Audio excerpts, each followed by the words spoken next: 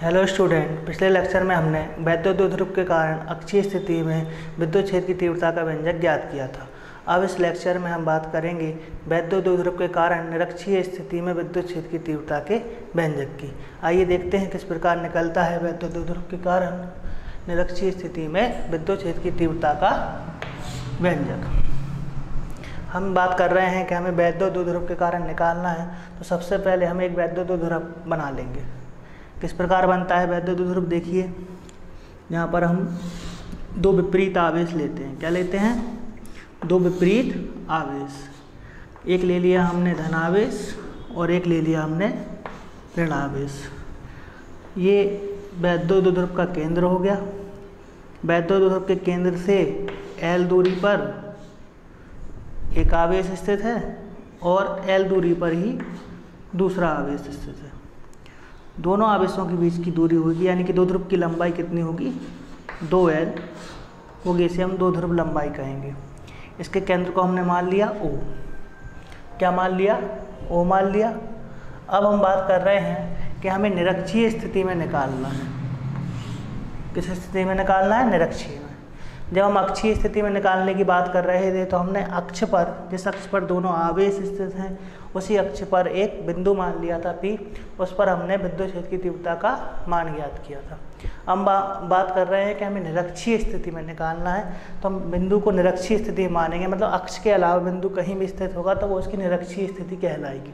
तो हम बिंदु को बिल्कुल दो ध्रुव के केंद्र पर मानेंगे। मान लिया कि दो ध्रुव के केंद्र से R दूरी पर, कितनी दूरी पर? R दूरी पर कोई बिंदु है P।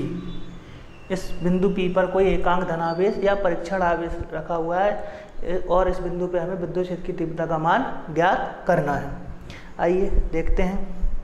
मान लिया कि जो धनावेश है वो बिंदु A पे रखा हुआ है और ऋणावेश है बिंदु B पे रखा हुआ है। तो हम क्या करेंगे? अब ये आपका बिंदु B इस प्रकार बना लें।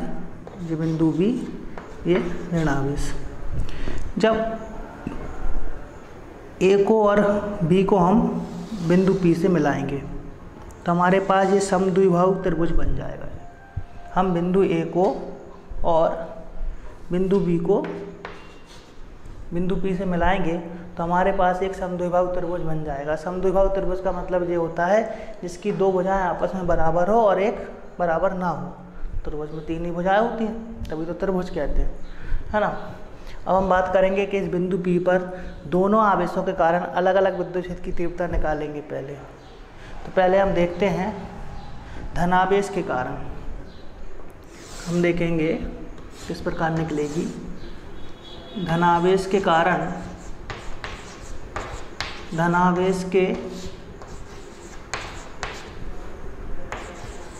कारण बिंदु P पर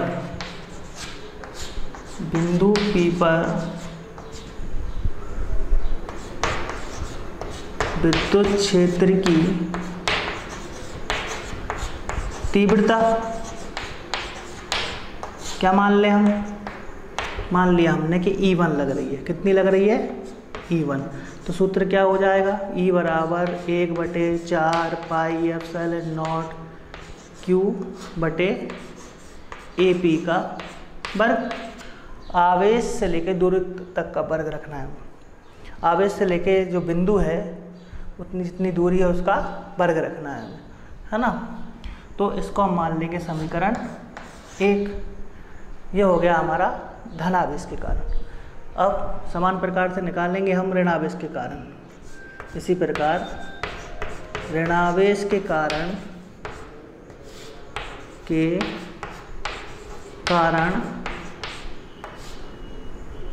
बिंदु P पर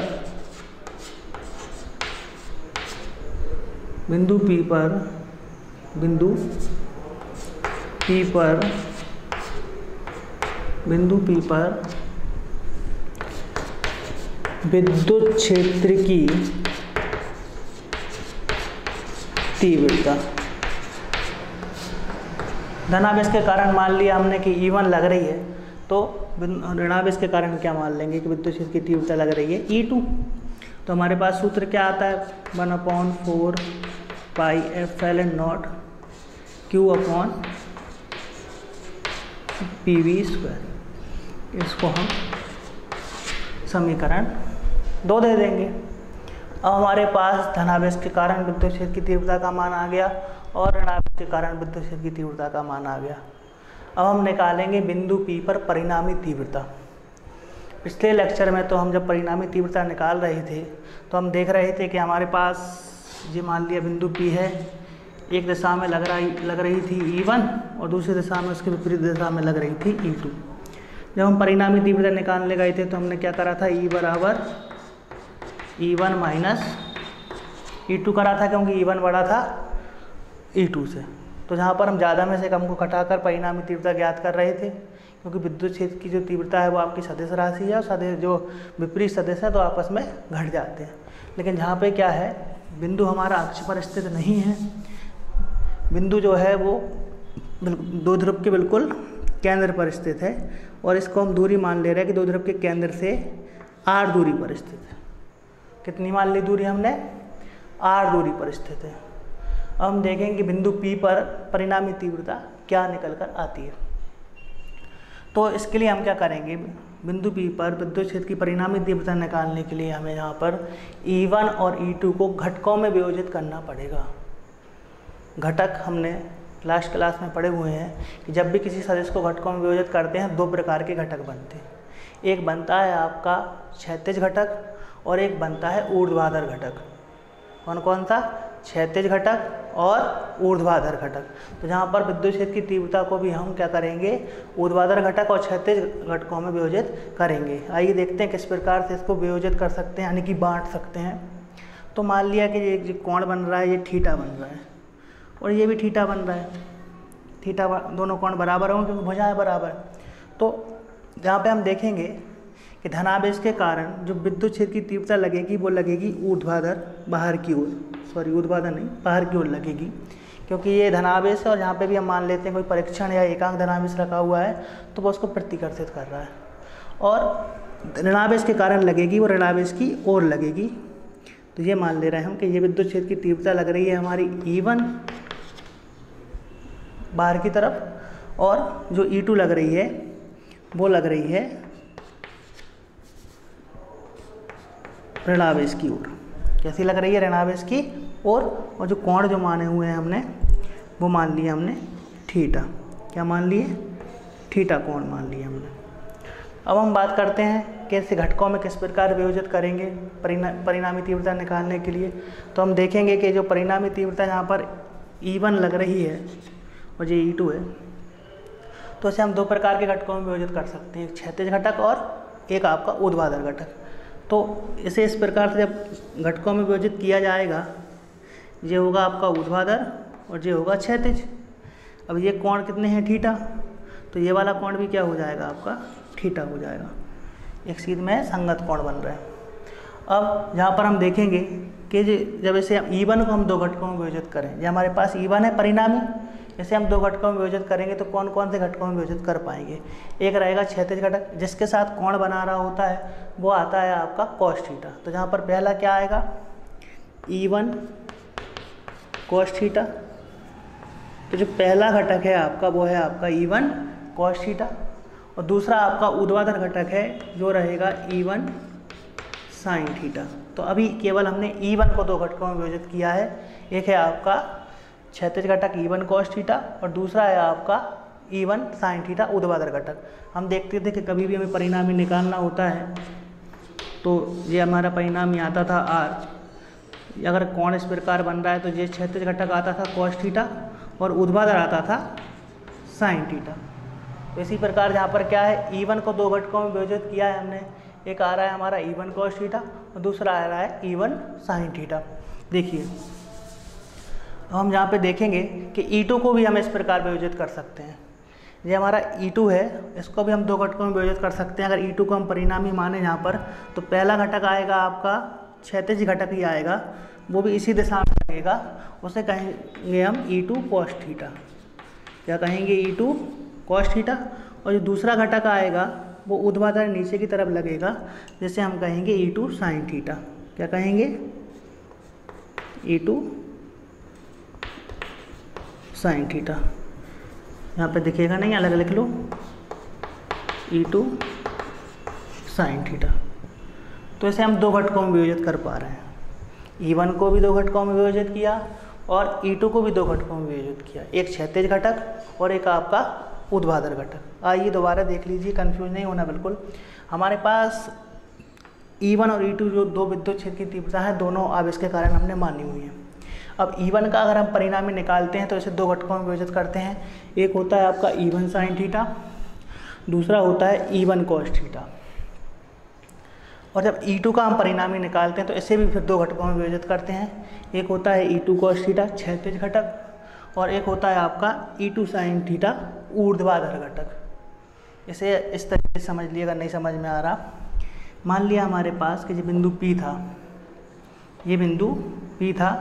बिंदु P पे धनावेश के कारण विद्युत क्षेत्र की तीव्रता लग रही है ऊपर की तरफ, और ये ऋणावेश की ओर लग रही है E2 दूसरे आवेश के कारण। अब ऐसे हम घटकों में जब विभाजित करेंगे तो इस प्रकार से हम देखें तो जो क्षैतिज घटक आएगा हमारे पास, ये आएगा cos, और जो ऊर्ध्वाधर घटक आएगा वो कौन सा आएगा? sin आएगा। तो पहले को हमने जब E1 माना तो इसके कारण आ गया हमारे पास E1 cos थीटा, आया कि नहीं आया? और ऊर्ध्वाधर घटक आ गया जब ये कोण थीटा है अगर, तो E1 sin थीटा आ गया।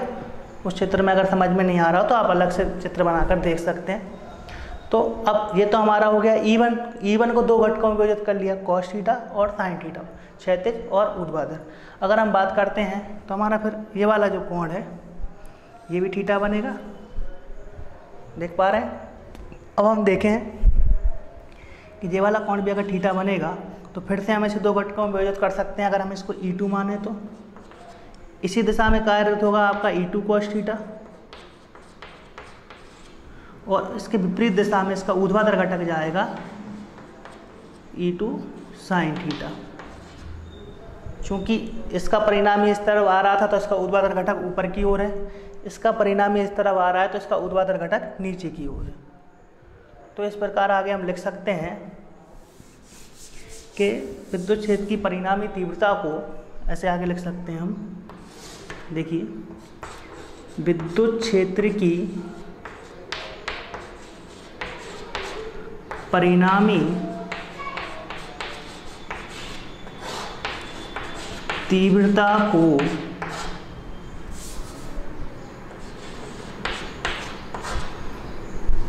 दो घटकों में विभाजित किया जा सकता है, विभाजित किया जा सकता है। कौन कौन से घटकों में विभाजित करेंगे? एक होगा क्षैतिज घटक और एक होगा ऊर्ध्वाधर घटक। तो पहले लिखेंगे हम, देखिए, क्षैतिज घटक। अब क्षैतिज घटक कौन कौन से निकल कर आ रहे हैं? E1 cos थीटा और E2 cos theta. E1 cos theta व E2 cos थीटा, दो क्षैतिज घटक निकल कर आ रहे हैं। और अगला है हमारा ऊर्ध्वाधर घटक।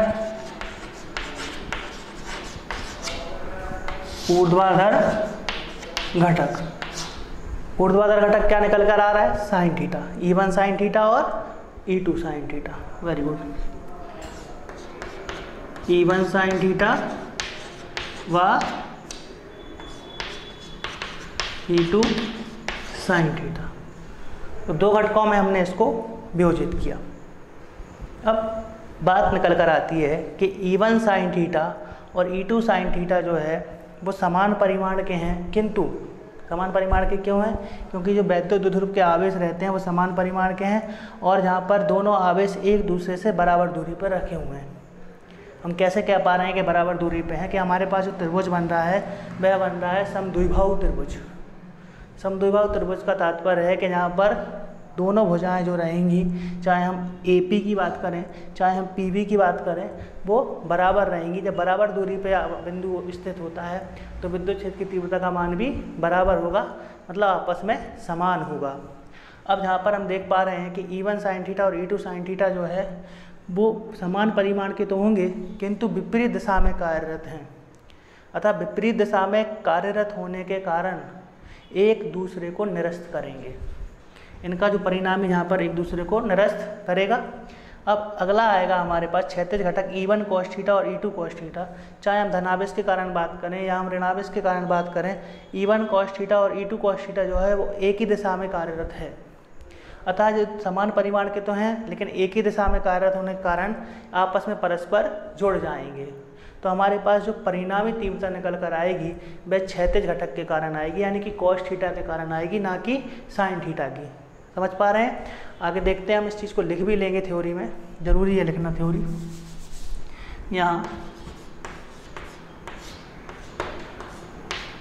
E1 sin थीटा व E2 sin थीटा समान परिमाण व विपरीत दिशा। क्या आ रहा है हमारे पास? E1 sin थीटा व E2 sin थीटा समान परिमाण व विपरीत दिशा में, या कह सकते हैं एक ही रेखा में किंतु विपरीत दिशा में कार्यरत होने के कारण एक दूसरे को निरस्त करेंगे। क्या करेंगे? निरस्त करते हैं, एक दूसरे को निरस्त करते हैं। और जो आपका क्षैतिज घटक है, जहाँ देखेंगे हम, वह क्षैतिज घटक अगले पैरा से लिख लेंगे।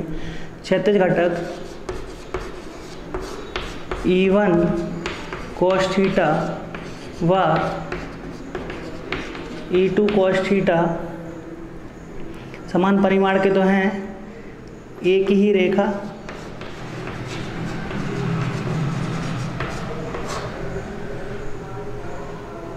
व एक ही दिशा में लग रहे हैं, एक ही दिशा में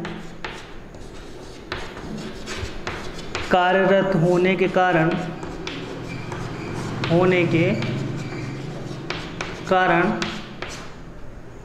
परस्पर जुड़ जाएंगे, आपस में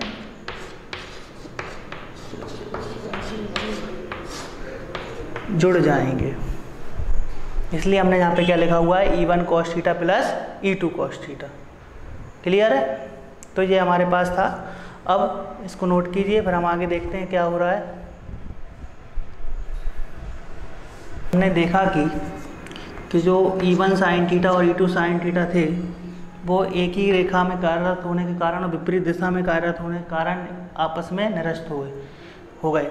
और हमारे पास जो परिणामी विद्युत क्षेत्र की तीव्रता आई वो निकल कर आई क्षैतिज घटक के कारण, यानी E1 cos थीटा और E2 cos थीटा के कारण, जो कि आपस में जुड़ रहे हैं क्योंकि ये एक ही दिशा में कार्यरत हैं। अतः हम इसको लिख सकते हैं, अतः विद्युत क्षेत्र की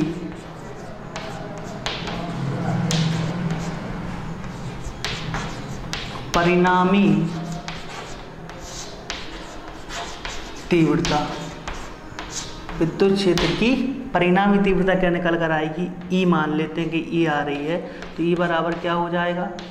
E1 cos theta plus E2 cos theta. तो हमारे पास जो विद्युत क्षेत्र की तीव्रता आ रही है परिणामी, वह केवल क्षैतिज घटक के कारण आ रही है, ऊर्ध्वाधर घटक के कारण नहीं आ रही है, क्योंकि ऊर्ध्वाधर घटक जो हैं वो आपस में निरस्त हो गए हैं क्योंकि वो विपरीत दिशा में कार्यरत थे, और क्षैतिज घटक जो है वो एक ही दिशा में कार्यरत होने के कारण आपस में जुड़ रहे हैं, परस्पर आपस में जुड़ रहे हैं। अब हम यहाँ पर देखेंगे कि E1 जो है वो E2 के बराबर है। ऐसा क्यों? जहाँ हम चित्र में देख पा रहे हैं कि हमारे पास जो त्रिभुज बन रहा है वह समद्विबाहु त्रिभुज बन रहा है, और समद्विबाहु त्रिभुज का मतलब ये है कि हमने जो वैद्युत द्विध्रुव आघूर्ण के केंद्र से r दूरी पर एक बिंदु माना है, ये वैद्युत द्विध्रुव को दो बराबर भागों में बांटता है, दो बराबर भागों में बांटता है। इसका मतलब ये है कि यहाँ धनावेश से और ऋणावेश से बिंदु P की दूरी बराबर है। जब बराबर दूरी पर हैं तो जो विद्युत क्षेत्र की तीव्रता है वह भी आपस में बराबर होगी। तो E1 बराबर होगा E2 के, क्योंकि AP बराबर है PB के। इस चीज़ को समझ पा रहे हैं? अब हम देखेंगे कि हमारा E1 जो है वो E2 के बराबर है, तो हमारे पास आएगा E बराबर E1 cos theta plus E1 cos theta. जहाँ E1 बराबर है E2 के, तो E2 की जगह पर हम E1 लिख सकते हैं। तो हमारे पास क्या हो जाएगा, E बराबर एक E1 cos थीटा और एक E1 cos थीटा कितना हो जाएगा, 2E1 cos theta, 2E1 cos theta, और इसको हम दे देंगे समीकरण 3। क्या दे देंगे, समीकरण 3। समझ पा रहे हैं? जब आपस में E1 और E2 क्या थे, बराबर थे, ठीक है, तो हमने इस E2 की जगह पर भी क्या लिख दिया, E1 लिख दिया।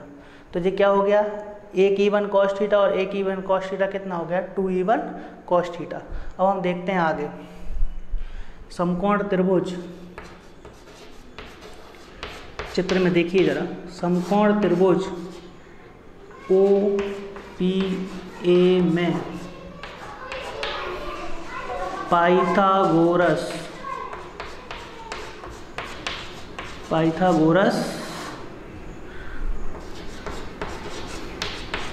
प्रमेय से आप चित्र में देख पा रहे हैं कि जहाँ पे हमारे पास एक त्रिभुज बन रहा है, ये बिंदु P है, ये O है, तो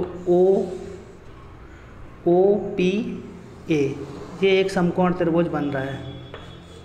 यहाँ पर हम OPB भी ले सकते हैं, ये भी समकोण त्रिभुज है। कोई सा भी त्रिभुज ले, हमारा मान वही निकल कर आएगा जो हम निकालना चाहते हैं।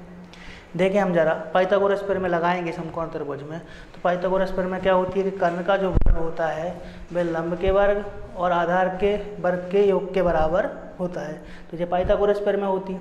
अब इस वाले चित्र में हम देखें तो हमारे पास कर्ण क्या है, कर्ण हमारे पास आ रहा है AP, तो हम यहाँ पे लिखेंगे AP का वर्ग, लिख दिया, यानी कर्ण का वर्ग। यहाँ पर पाइथागोरस प्रमेय लिखने की तो ज़रूरत नहीं है ना, आती है सबको, नहीं भी आती है तो अभी बोल दिए तो आ जानी चाहिए, है ना। तो कर्ण का वर्ग होगा, कर्ण का वर्ग क्या आएगा हमारे पास, AP आएगा।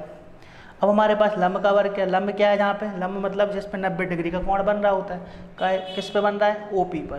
तो यहाँ पे क्या हो जाएगा, ये OP का वर्ग धन आधार का वर्ग। आधार कितना है अपना, OA क्या है, आधार, तो हमने यहाँ पर OA का वर्ग लिखा। अब हमारे पास OP कितना माना हुआ है हमने, AP का तो हमें मान ही निकालना है, तो अभी इसमें तो कुछ नहीं लिखेंगे, लेकिन OP कितना माना हुआ है, R, तो R का वर्ग हो जाएगा प्लस L का वर्ग हो जाएगा। तो जब हम AP का मान निकालेंगे तो हमारे पास क्या निकल कर आएगा, AP बराबर √ R का वर्ग धन L का वर्ग निकल कर आएगा। वर्ग है उस तरफ जाके वर्गमूल बन जाएगा। तो हमारे पास क्या आ गया, AP बराबर √ R का वर्ग धन L का वर्ग। तो ये तो हमारे पास AP का मान आ गया, इसको आप लिख सकते हो। AP का कितना मान आया, R का वर्ग धन L का वर्ग। इस तरफ भी अगर हम मान निकालेंगे, आप निकाल कर देख सकते हो। OPB में भी अगर हम पाइथागोरस प्रमेय लगाएंगे तो हमारे पास यही मान निकल कर आएगा, R का वर्ग धन L का वर्ग, क्योंकि दोनों भुजाएं बराबर हैं। तो अब यहाँ पर हम देखेंगे हमारे पास AP का मान आया हुआ है √R² प्लस L²। अब हम पुनः लेंगे समकोण त्रिभुज OPA में, फिर से उसी त्रिभुज में लेंगे तो हम देखेंगे पुनः समकोण त्रिभुज OPA में। अब हमें यहाँ पर cos थीटा का मान निकालना है। किस चीज़ का मान निकालना है? cos थीटा का मान निकालना है, क्योंकि हमारी जो परिणामी तीव्रता आ रही है, परिणामी विद्युत क्षेत्र की तीव्रता आ रही है, वह cos थीटा के कारण आ रही है।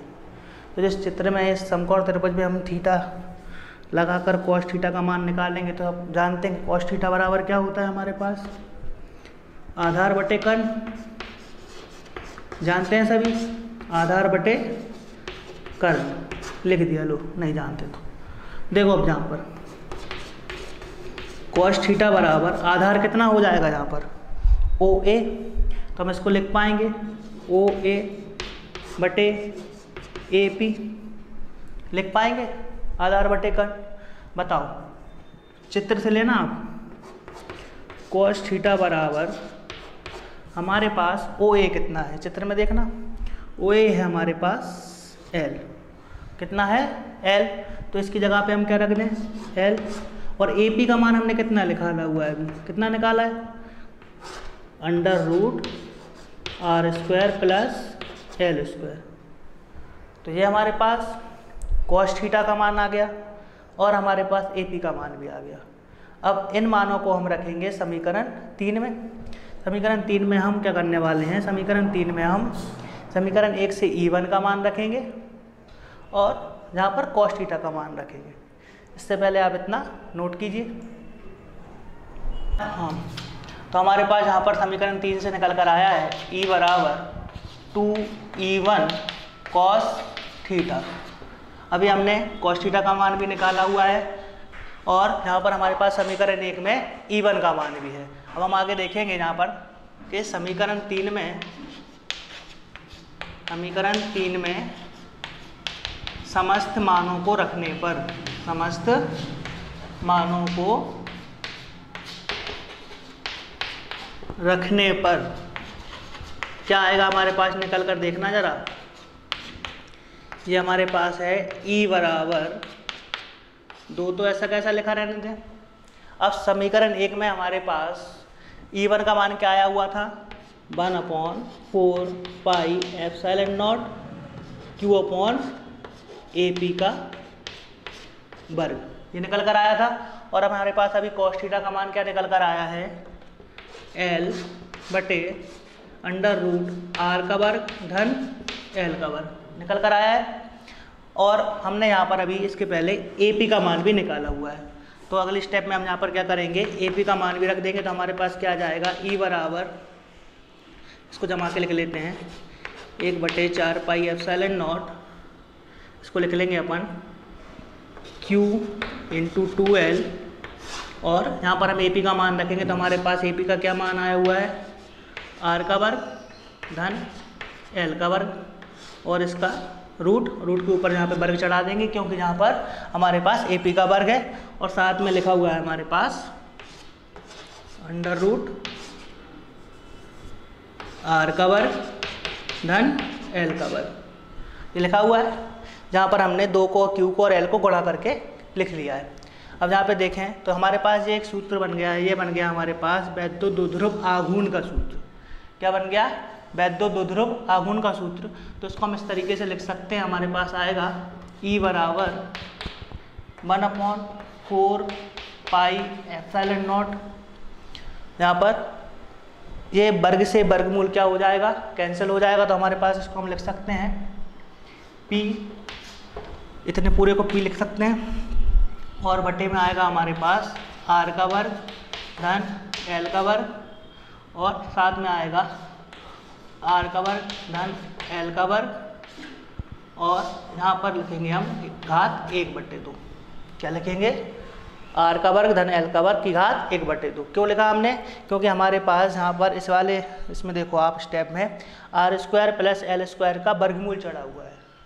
अगर हमारे पास इस तरीके से लिखा रहता है कि √x, तो हम इसको लिख लेते हैं x की घात 1/2। किसी भी के ऊपर अगर वर्गमूल लगा हुआ है, रूट चढ़ा हुआ है, तो उसकी घात कितनी होती है? 1/2 होती है। तो इसको हमने इस प्रकार लिखा और यहाँ पर हमारे पास वर्ग से वर्गमूल कैंसिल हो गया। अब हम यहाँ पर देखेंगे कि ये आधार समान है, यहाँ पर आधार समान होने पर घातें आपस में जुड़ जाएंगी। तो इसकी घात कितनी है? कुछ नहीं लिखा हुआ है तो घात कितनी हो गई? 1, और इस पर कितनी है? 1/2। तो आधार समान होने पर घातें आपस में जुड़ जाएंगी। तो हमारे पास निकल कर आएगा E बराबर 1/4 पाई एप्सिलॉन नॉट। आगे देखेंगे हम P इधर कितना आ जाएगा? R का वर्ग धन L का वर्ग और घात कितनी हो जाएगी? 3/2।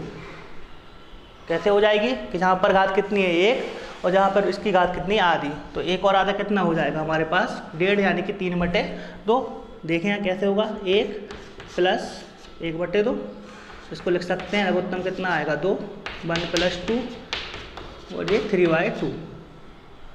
इस तरीके से ये घात कितनी हो जाएगी? 3/2। हम देखेंगे आगे कि हमने देखा था पिछले डेरिवेशन में भी कि R जो है काफ़ी बड़ा है L से, अतः L² को हम नगण्य मान लेते हैं। क्या कर लेते हैं? L² को नगण्य मान लेते हैं। तो हमारे पास आएगा L² को नगण्य मानने पर आ जाएगा, देखिए क्या आएगा। जहाँ से हम अगर L² को नगण्य माने तो हमारे पास E का मान क्या निकल कर आता है? E बराबर 1/4 पाई एप्सिलॉन नॉट P/R² और यहाँ पर 3/2, क्योंकि L² को तो अपने नगण्य मान लिया। तो जहाँ से 2 से 2 कटेगा तो हमारे पास E बराबर कितना आएगा? 1/4 पाई एप्सिलॉन नॉट P/R3। तो जो निरक्षीय स्थिति में विद्युत क्षेत्र की तीव्रता का व्यंजक निकल कर आता है, इसका मात्रक हो जाएगा न्यूटन प्रति कूलम।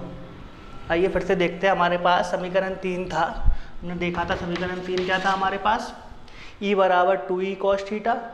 समीकरण 3 में हमने क्या करा? समस्त मानों को रखा, E1 की जगह E1 का मान रखा और cos थीटा की जगह पर cos थीटा का मान रखा। E1 का मान हमारे पास समीकरण 1 में क्या निकल कर आया था?